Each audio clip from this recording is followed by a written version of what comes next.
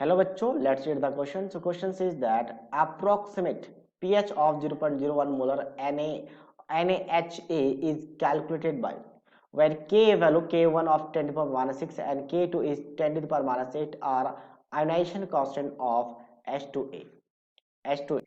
So basically इसे एम्फोप्रोटिक salt कहा जाता है. ऐसा सॉल्ट जो एम्फोप्रोटिक हो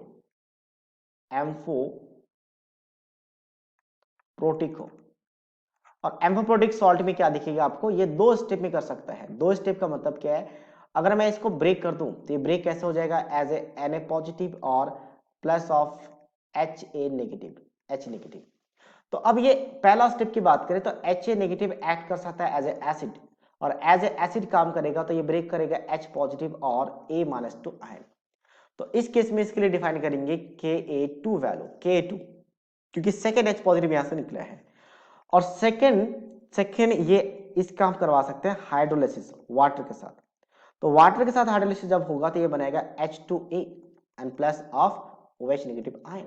तो इस केस में इसके लिए वैल्यू यूज होगा K1 क्योंकि H2A यहाँ पे यूज हो रहा है.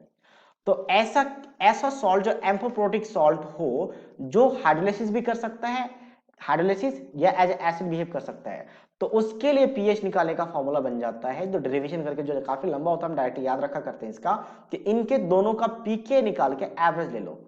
दोनों का हम पीके निकालते हैं और पीके लिख के दोनों का हम एवरेज वैल्यू लेते हैं जो कि ऑप्शन नंबर सी के साथ मैच कर रहा है. तो डायरेक्टली हमें याद रखना होता है कि ये फॉर्मूला होता है. So that means option C is the right answer of this question.